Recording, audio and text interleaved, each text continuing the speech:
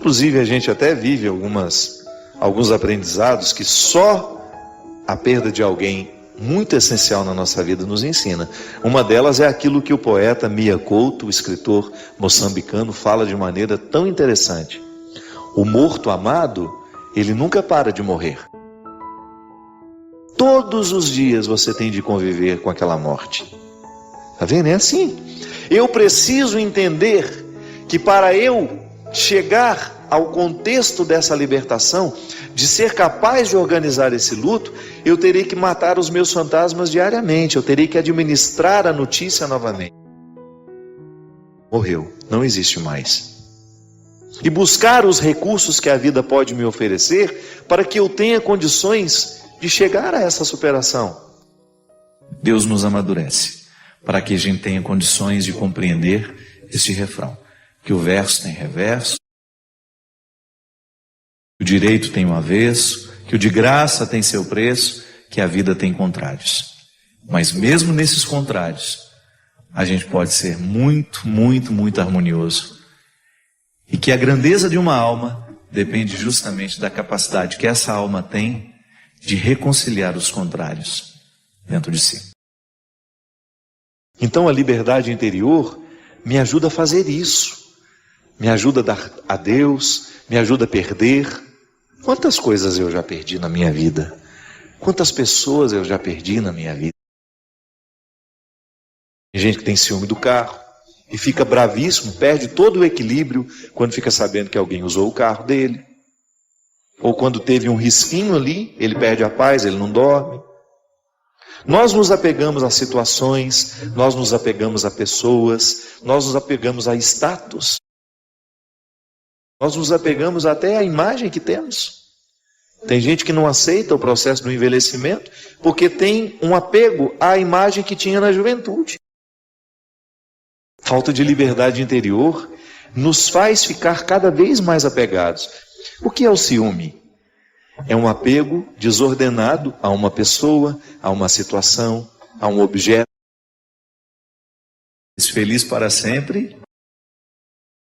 Ele existe desde que você compreenda este feliz para sempre como uma luta diária para que o contentamento de estar um com o outro nasça a luta do empenho de fazer essa relação dar certo. Nós não temos o direito de pegar os contos de fadas e trazê-los para a nossa vida como se nós tivéssemos a obrigação de desempenhar os mesmos papéis daqueles que estão escritos na literatura. Não. A palavra de São Paulo em Gálatas nos fala de maneira brilhante, de maneira primorosa. É para sermos verdadeiramente livres que Cristo nos libertou. Permanecei, pois, firmes e não vos deixeis sujeitar de novo ao jugo da escravidão. Olha como o processo não termina no momento em que nós ficamos livres. Eu, ao ser libertado, ao dar um passo na direção da minha liberdade interior, eu preciso zelar para que as situações não venham me oprimir novamente. Porque todas as estruturas que nos escravizam continuam. Eu me lembro quando a minha irmã morreu, meu Deus do céu. Eu pensei que eu nunca mais seria capaz de me alegrar com alguma coisa. Tamanha era a profundidade daquela dor.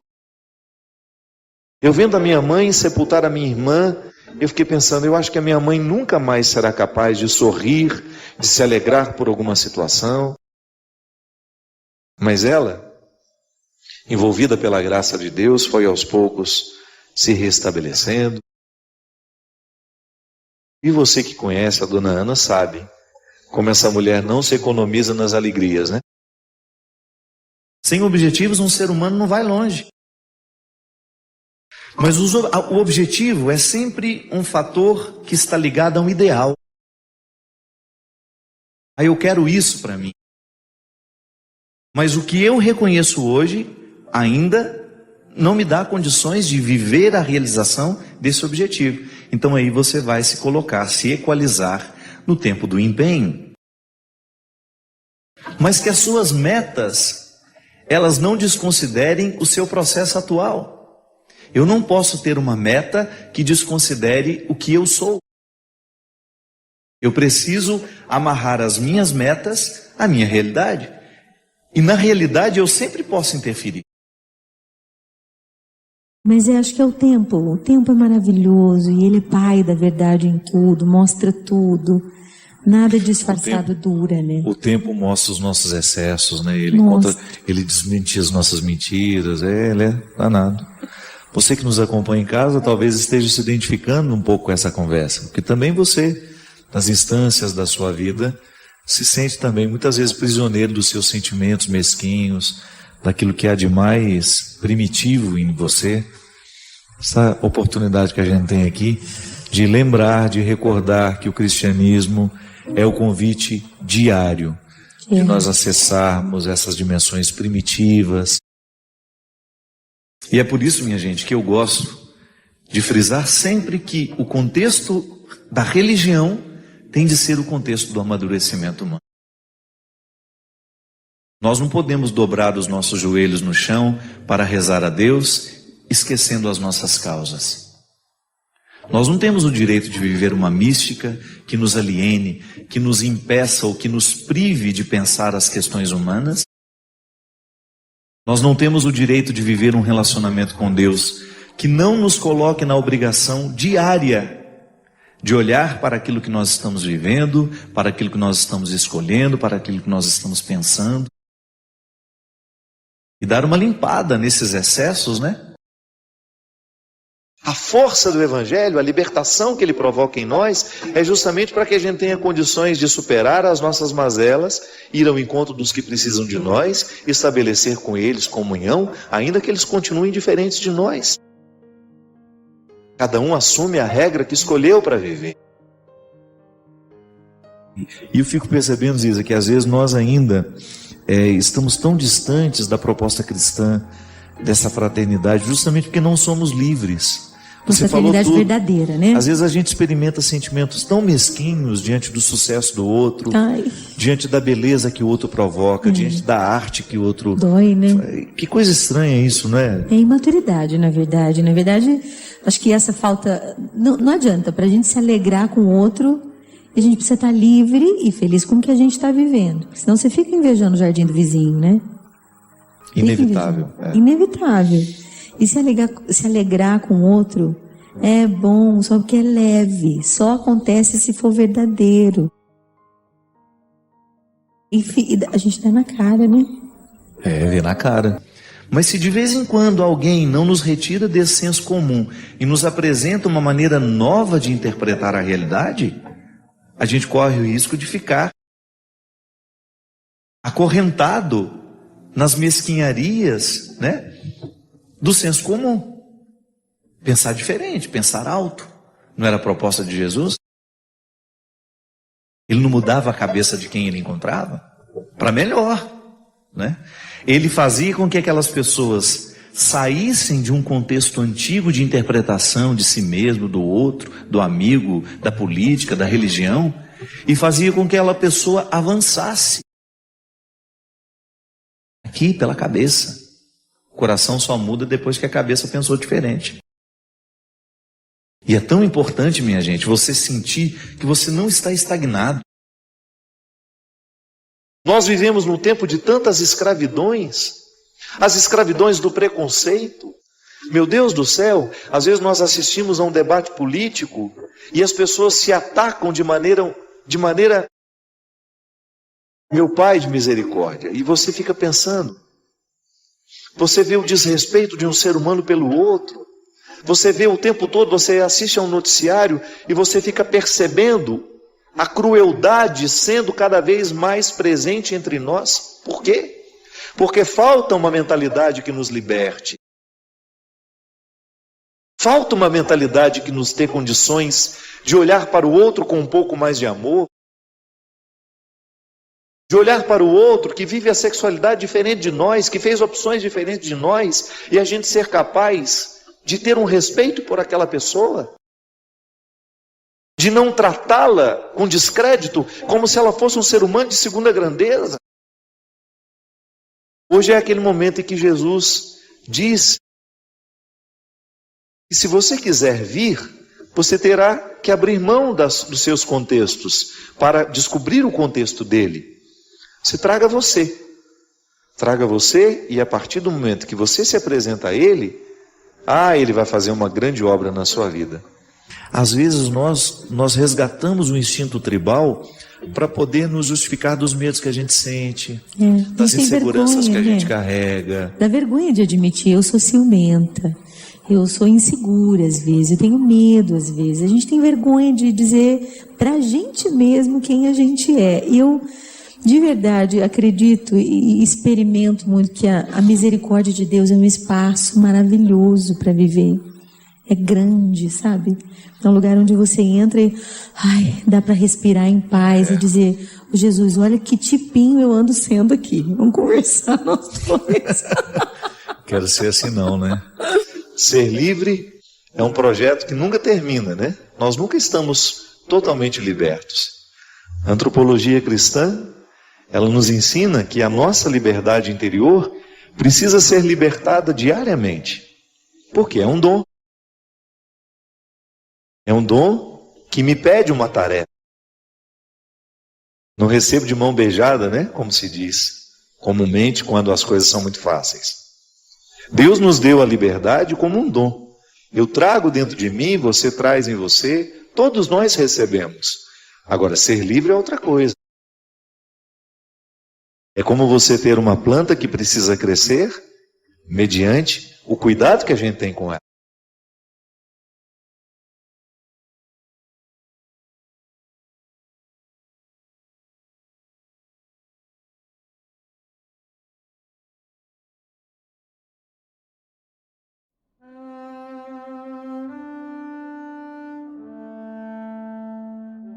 A vida cristã, ela torna uma pessoa verdadeiramente grande. É impressionante como as virtudes cristãs qualificam a vida de uma pessoa. Você experimenta aquilo que há de mais sagrado em você. O mergulho em si mesmo, a oportunidade de descobrir as riquezas que Deus deixou em você, e você fazer essas riquezas crescerem. O primeiro compromisso que você tem com o Evangelho é que esse Evangelho entre na sua mente, entre no seu coração e que ele lhe faça bem. Para que você seja um irmão melhor, para que você seja um esposo melhor, uma esposa melhor, um amigo melhor, um namorado, uma namorada melhor, seja qual for o papel. Uma mãe, um pai. Nós queremos o Evangelho, nós queremos ser cristãos, é porque nós acreditamos nos benefícios do ser cristão. Por isso que a gente estava dizendo que quando na nossa vida, nas nossas comunidades, a gente não percebe no outro essa vivência cristã, quando eu não sou também capaz de oferecer ao outro este Cristo que me habita, eu perco a oportunidade de tornar o cristianismo vivo. Eu perco a oportunidade de viver os benefícios do cristianismo, porque é tão mais fácil ser irmão do outro quando o Cristo é o nosso compromisso. Se o outro está levando a sério o seu batismo, a sua vida cristã, é muito mais fácil ser irmão dele. Porque ele é naturalmente mais compreensível, ele é naturalmente mais justo, ele é naturalmente mais amoroso, mais solidário. E se eu também estou vivendo a mesma condição, é muito mais fácil estabelecer essa relação humana e passar por cima daquilo que é precário em nós. Isso é fundamental, minha gente. Volto a dizer, o que eu causo quando eu chego? Eu levo as pessoas para Deus. Eu convenço as pessoas no meu ambiente de trabalho que a bondade é o melhor caminho, mas como é que eu convenço? Falando? Não, é sendo bom. É não permitindo o engano, é não permitindo que alguém seja enganado, é nunca fazendo parceria com a maldade, é não puxando o tapete do outro, é não inventando histórias, é não mentindo, é não caluniando, é não fofocando. É sendo um construtor dessa harmonia, sendo um promotor da paz. É assim que eu vou convencer o outro. Essa oportunidade, sabe, de olhar para o passado e de não permitir que os erros sejam atualizados em nós, é uma oportunidade muito feliz. Eu não quero atualizar na minha vida os erros que fizeram com que Jesus se posicionasse contrário e que depois até resultasse numa sentença de condenação para ele. Senão a morte de Jesus foi em vão, o sacrifício de Jesus foi em vão. Claro que quando eu falo aqui eu não estou condicionando, né? Em vão no sentido de eu, neste momento da minha vida, não honrar os motivos pelos quais o meu mestre foi sacrificado. A Eucaristia me configura ao Cristo, isto é, me dá a oportunidade de ter em mim fisicamente, porque a Eucaristia você come, entra na sua corrente sanguínea. São significados belíssimos. A presença real de Jesus, tanto na palavra quanto no pão e no vinho, transformados em corpo e sangue de Cristo, nos dão a oportunidade de ter Deus dentro de nós. O mistério da encarnação continua em nós. Então eu saio da igreja, participei ali da missa, eu saio da igreja e levo o Cristo comigo. Isso é muito sério, né, minha gente? O Cristo vive em mim, Ele anda nos meus passos, Ele fala com a minha boca, Ele sorri com o meu sorriso, Ele olha com o meu olho. Então eu tenho a oportunidade de encarnar Deus na história. Eu levo este Deus por onde eu vou. É bonito porque quando eu me confesso, eu, no gesto de contar ao Padre, receber a absolvição dos meus pecados, é como se eu estivesse nascendo de novo. Como se eu estivesse ali, novamente recebendo o dom de viver, de reconstruir, de ir adiante. O sacramento, ele me absolve do passado, embora ele não me livre das consequências, né? Eu preciso continuar enfrentando as consequências dos meus erros. Mas eu tenho uma feliz oportunidade de nascer de novo. Seremos melhores por ser cristãos. Seremos bem melhores, porque o Evangelho nos dá muitas munições que passam pela nossa cabeça e pelo nosso coração, que são convicções que nos livram do egoísmo, da mesquinharia, da pornografia, da infidelidade. Eu, como um cristão, se eu vivo verdadeiramente, honestamente, os meus compromissos como cristão, eu sou uma pessoa mais fácil de lidar. É assim que eu vou evangelizar, dando testemunhos com a minha vida.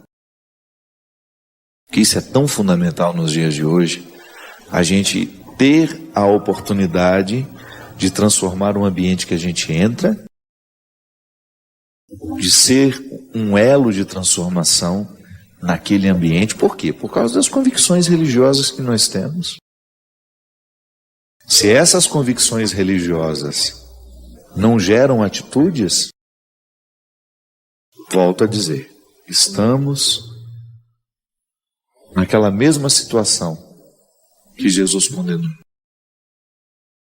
que Jesus não aceitou e criticou profundamente.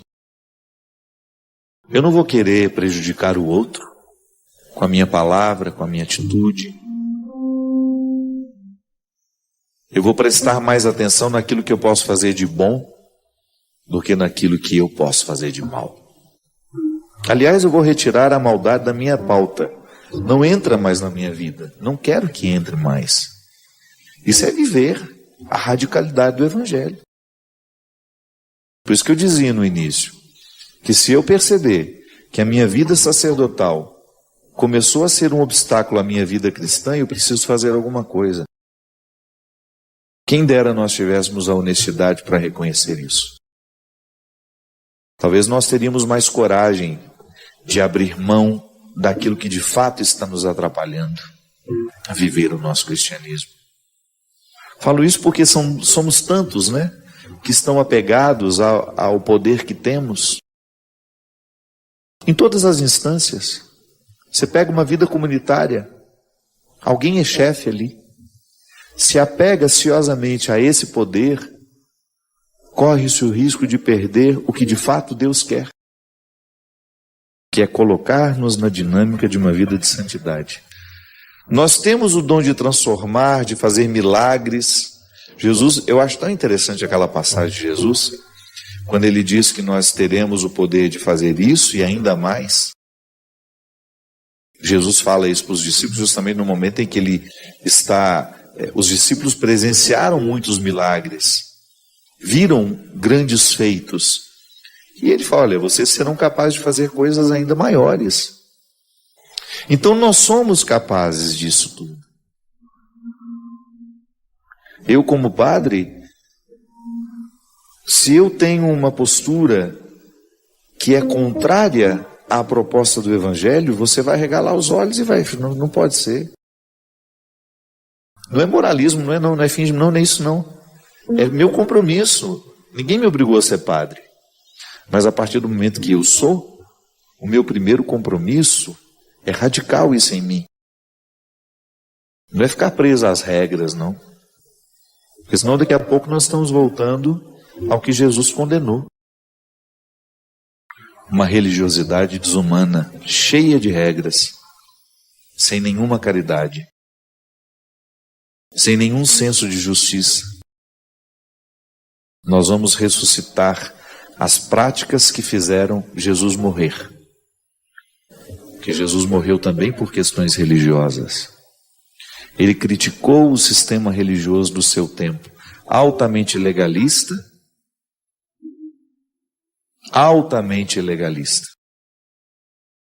sem nenhuma misericórdia com os pobres, com os pecadores, com os frágeis, uma religião elitista, poderosa, que fazia questão de demonstrar publicamente o poder, mas que nos bastidores o poder não era o serviço, não era o amor. É por isso que dentro das comunidades que se dizem cristãs, é muito mais causa de escândalo para os outros quando nós erramos do que para aqueles que não estão nem aí para o Evangelho. Nós precisamos ficar muito atentos, porque os nossos erros causam verdadeiras destruições naqueles que nos observam. Né? Padres que falam mal um do outro, que são cruéis uns com os outros, que não praticam a caridade uns com os outros, que se invejam e que por causa da inveja que sentem, falam mal nas oportunidades que têm. Isso é um contra-testemunho horroroso da nossa parte. Toda vez que eu me deixo mover pelas minhas mesquinharias e falo mal de um irmão meu no sacerdócio, eu estou dando um contra-testemunho terrível. Aquele que me escuta deve pensar isso, né? Onde será que está o Cristo neste homem que se diz padre? Onde é que está o compromisso dele com esse evangelho que ele diz que é tão verdadeiro nele? Não é justo eu, depois de tantos anos, em contato com esse evangelho, eu reproduzir na minha história atitudes que Jesus condenou naquela época. Seria muito vergonhoso para mim ser identificado como aquele que reacendeu os preconceitos do passado, ou aquele que reacendeu um discurso religioso que Jesus não fez questão de assimilar. Pelo contrário, combateu. Por isso que ele dizia, por isso que ele insistia tanto, que é no coração do ser humano que Deus mora, e é a partir deste coração que Deus se manifesta. E todo e qualquer testemunho de Deus passará pela coerência deste coração, que embora sendo fraco, auxiliado pela graça, possa viver os desafios de trazer Deus para a história através da nossa vida. É que o Cristo tenha a oportunidade de crescer na minha história, na minha vida, para que o meu sacerdócio não seja apenas no momento que eu estou no altar, não, é em todos os instantes. No meu acolhimento às pessoas, no meu respeito àquele que passa por mim, na minha fila para entrar no avião, na fila para entrar em algum espaço, para estar com alguém, em toda e qualquer oportunidade. Agora, se eu não presto atenção nesse meu dia a dia,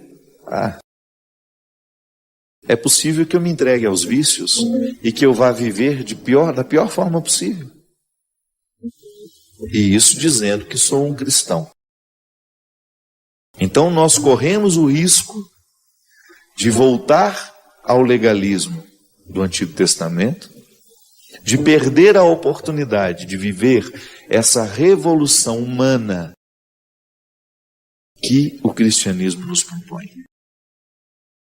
E aí, a gente se priva de ser esse poder mágico na vida de alguém. Esse poder que fascina, que causa encantamento, não para nos prender, para que os outros se prendam a nós, não, mas para que eles também se apaixonem pelo Deus pelo qual nós nos apaixonamos.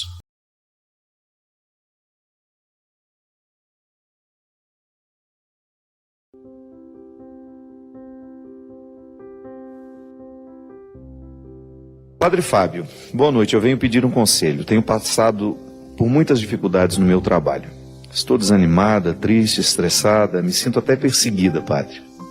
Trabalho tanto e faço tanto pelos pacientes, para as pessoas que precisam, mas só recebo coisas ruins. Recebo muitas críticas e essas críticas me destroem. As cobranças aumentam todo dia e eu não tenho dado conta. Isso está acabando com a minha vida. Tenho o sonho de cursar medicina. Já fiz 5 anos de cursinho, não passo, e isso acumula dentro de mim e tem acabado com a minha alegria, minha autoestima. O que posso fazer para aquietar meu coração e resolver meus problemas? Nós não temos... A melhor maneira de administrar esses momentos difíceis é a gente refletir as causas.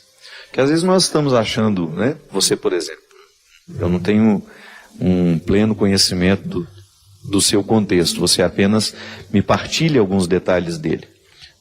Vamos aqui, por exemplo, esse primeiro momento, em que você se sente desanimada e estressada e perseguida no seu ambiente de trabalho. Muito cuidado, às vezes, você acha que a perseguição é que está gerando o estresse. E às vezes é o contrário.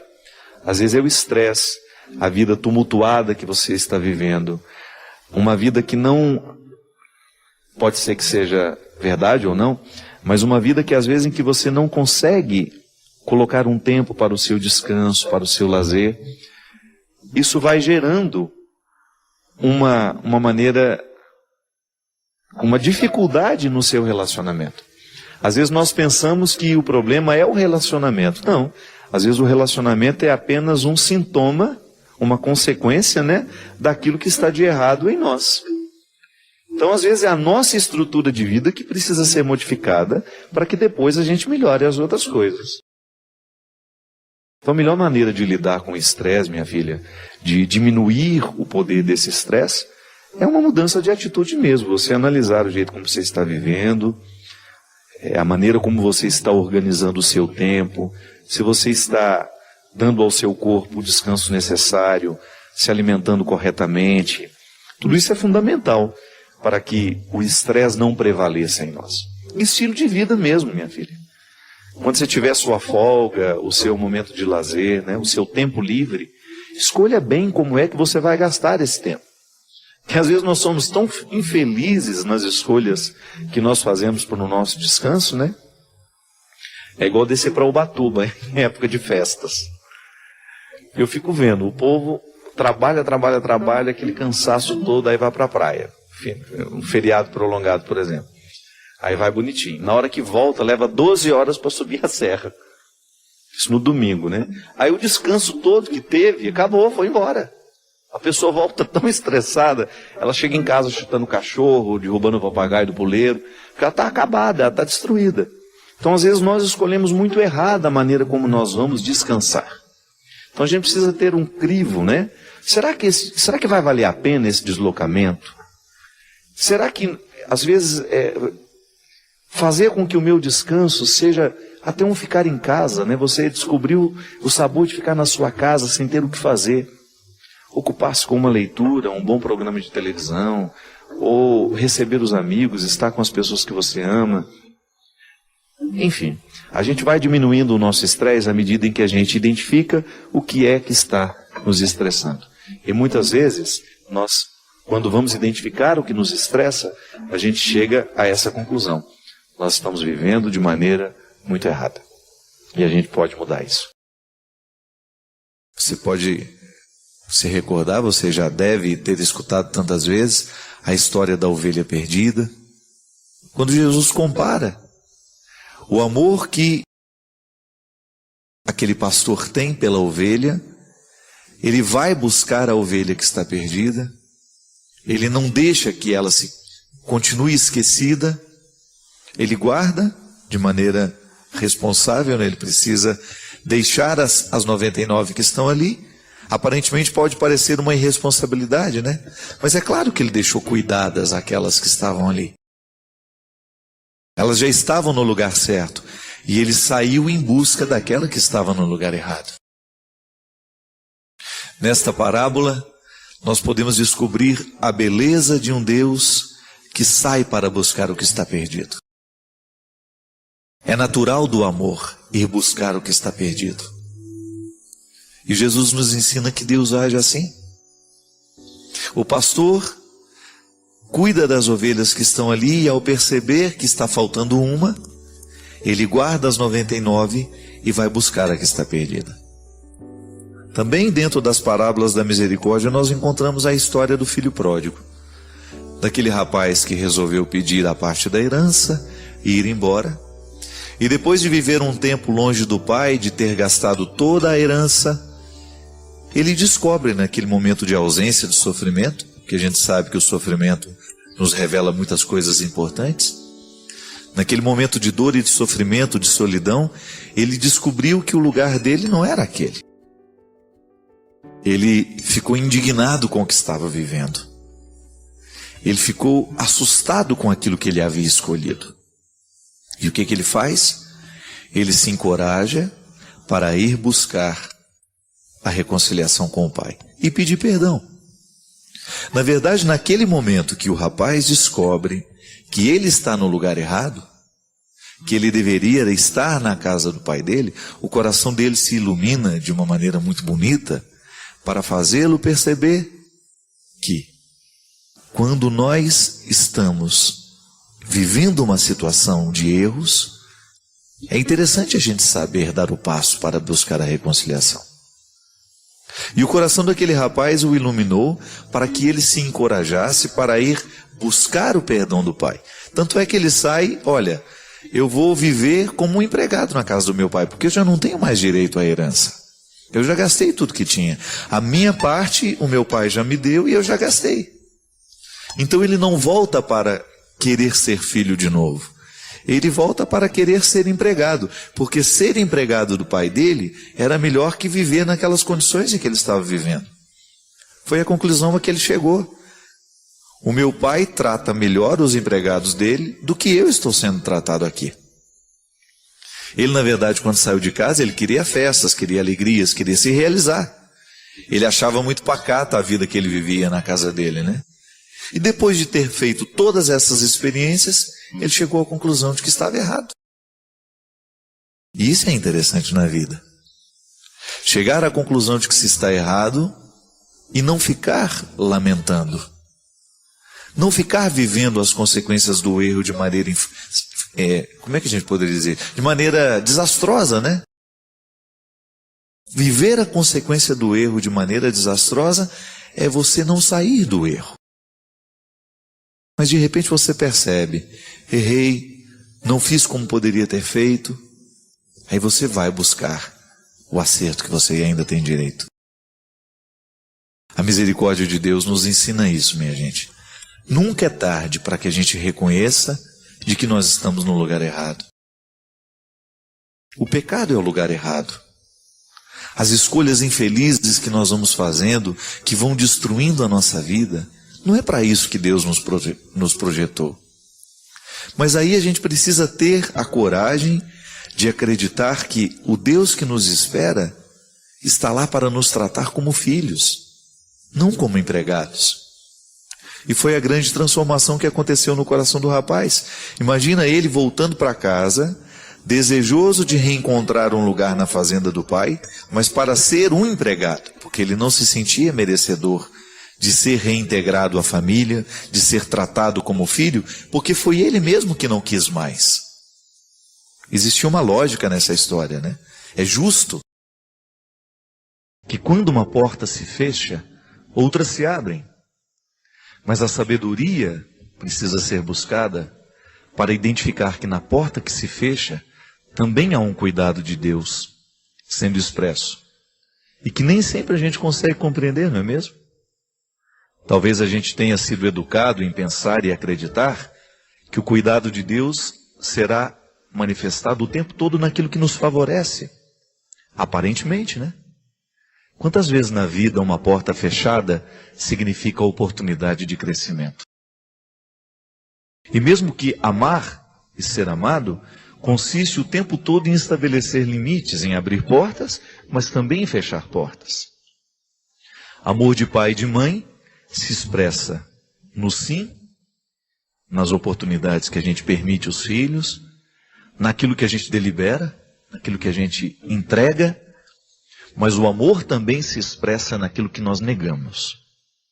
Sobretudo quando você descobre que a palavra não, quando usada de maneira correta, ela ajuda a estabelecer limites necessários para a construção do caráter. Nós jamais vamos poder ter filhos educados, com bom caráter, se nós não dissermos não para muitas questões. Quando você percebe que o seu filho não está preparado para aquele presente, quando seu filho não está preparado para aquela situação, para aquela viagem, para aquele momento de solidão, né? Quando o filho começa a reivindicar que ele quer viajar sozinho, que ele quer fazer sozinho, quando você percebe que ele não está preparado para este momento, e você diz não a ele, mesmo que ele não compreenda, aquele não é importante na construção do caráter do filho. Isso é cuidar, né? Talvez porque a gente viva um momento de muita liberdade nos tempos de hoje, a gente tem identificado que cuidar é a gente permitir. Não. Cuidar também é não permitir. E é nesse equilíbrio bonito que nós vamos descobrindo a experiência do cuidado como frutuosa. E é interessante porque, em se tratando de religião, este lugar humano onde nós nos colocamos diante de Deus e com Ele estabelecemos uma relação, muitas vezes na religião nós vamos aprender de maneira muito errada que o cuidado de Deus se expressa naquilo que Ele providencia. Certo? Mas a providência de Deus não é só permissão.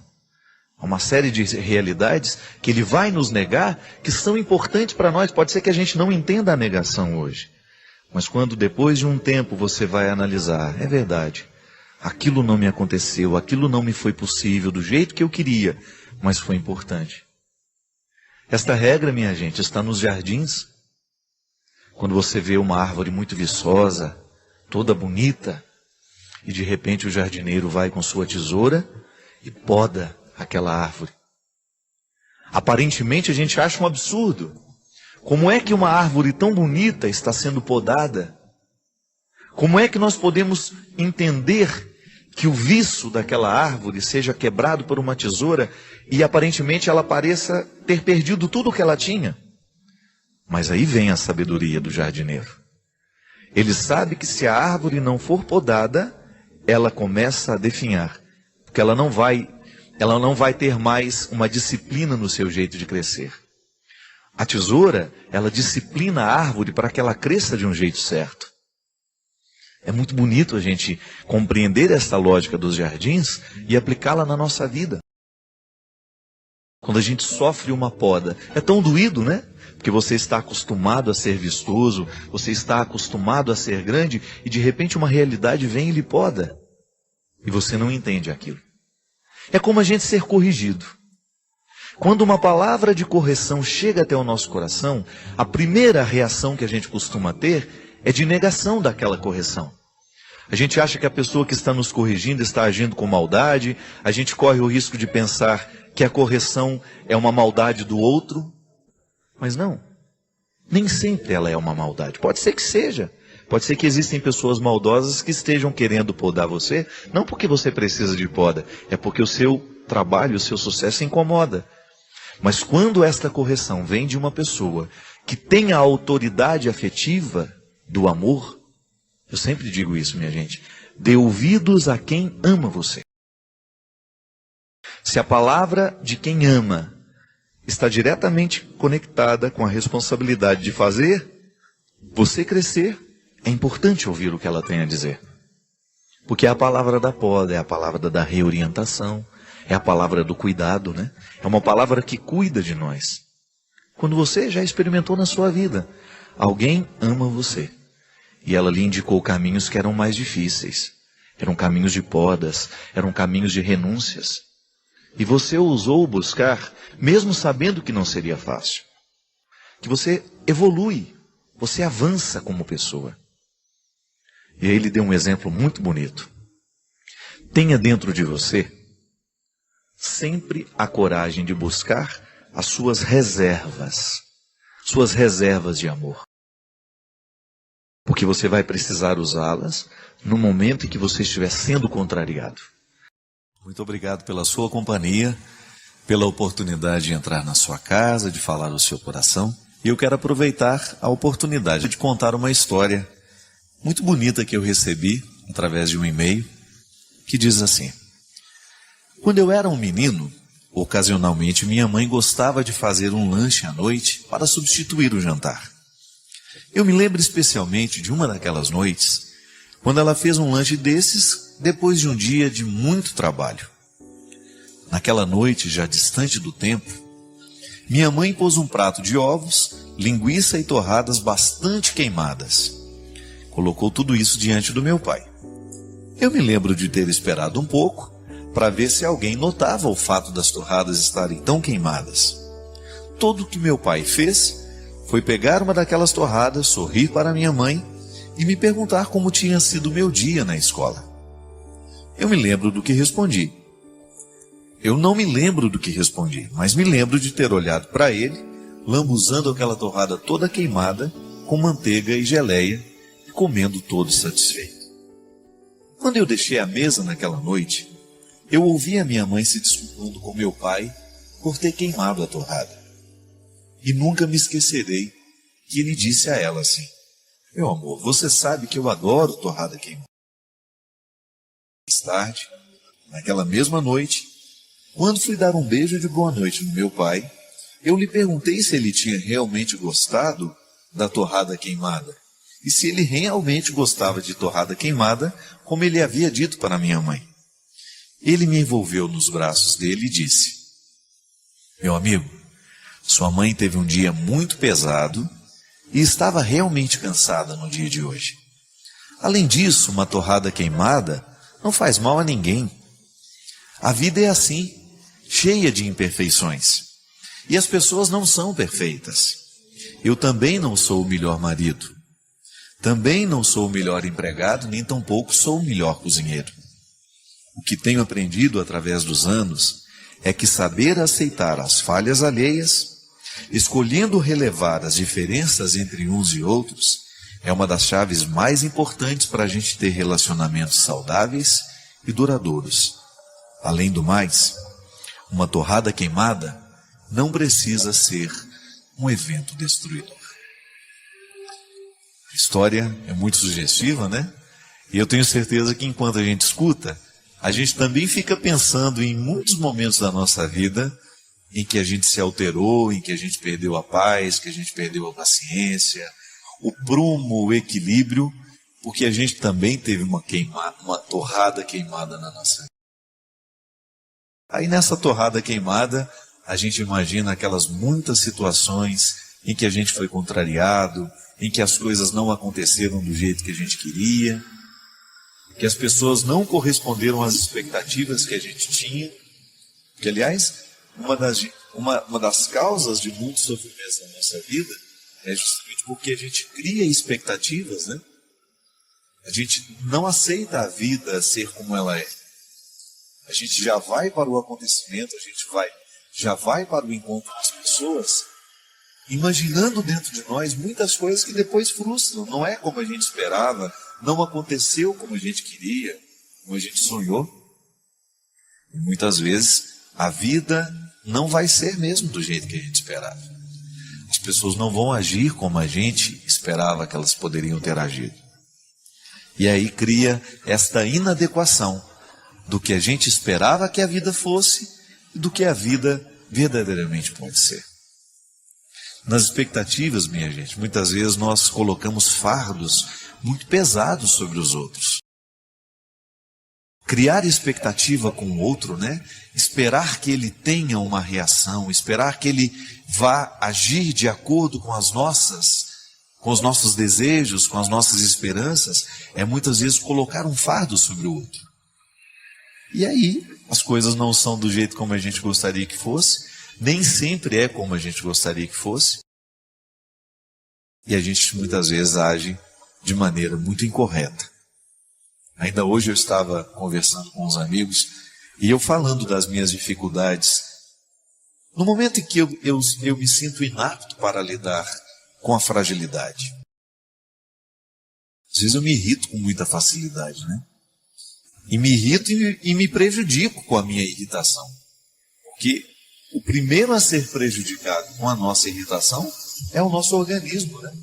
Quando a gente fica bravo, quando a gente fica irritado, a gente descarrega no organismo uma série de toxinas que são nocivas para a nossa saúde.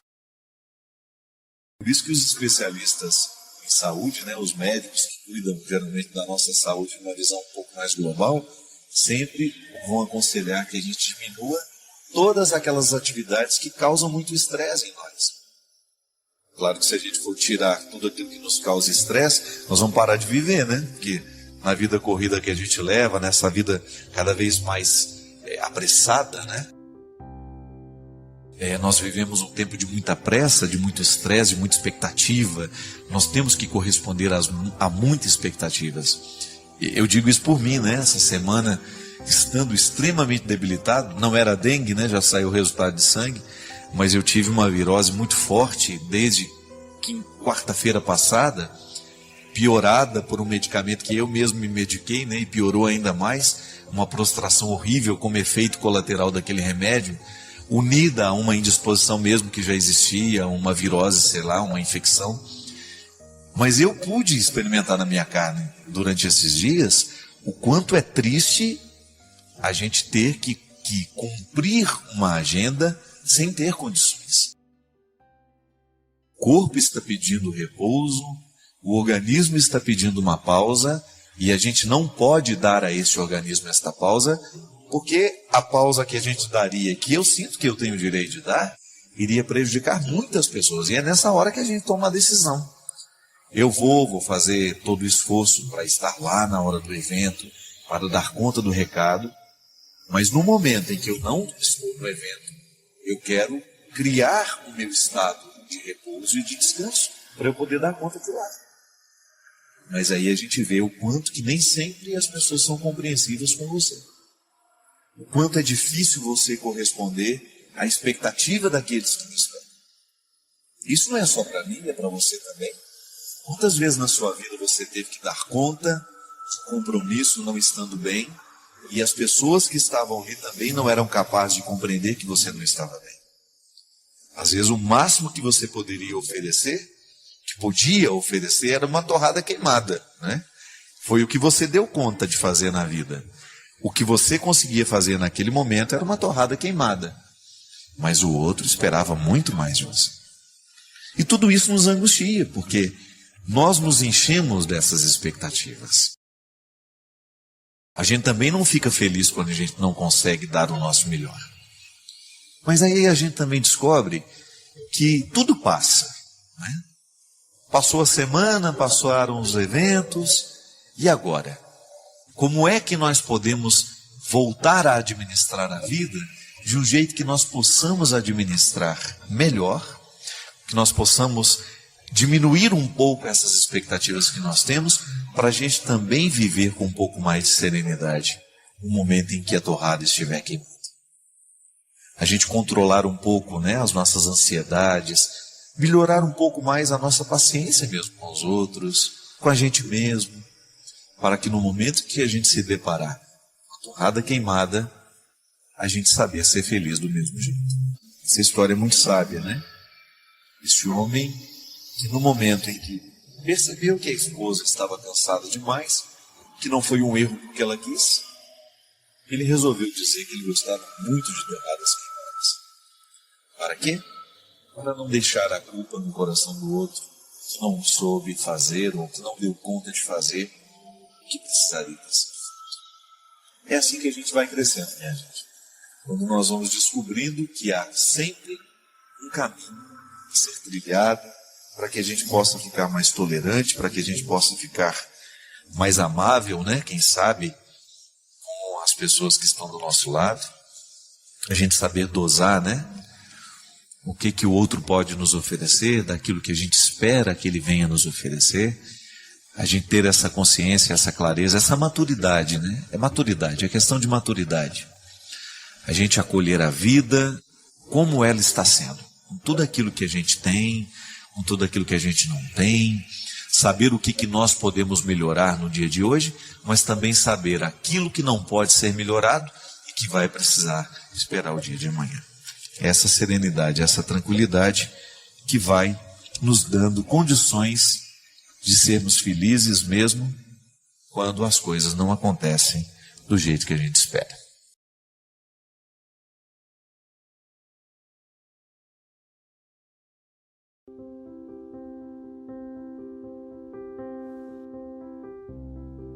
E isso é muito interessante, porque isso deve ser para nós um termômetro de conversão. Tá, eu sou de igreja, eu sou padre, eu sou freira, eu sou isso, eu sou aquilo, eu sou suportável? Porque às vezes as pessoas, elas se esquecem de permitirem que Deus transforme o coração delas. Às vezes transforma só o aspecto exterior, mas e o coração? Que é esse que me faz ser diante do outro. É esse que faz com que eu esteja na promoção do outro, no amor, na tolerância. Eu particularmente costumo dizer que nós cristãos somos os grandes responsáveis pelo ateísmo, pela nossa falta de testemunho.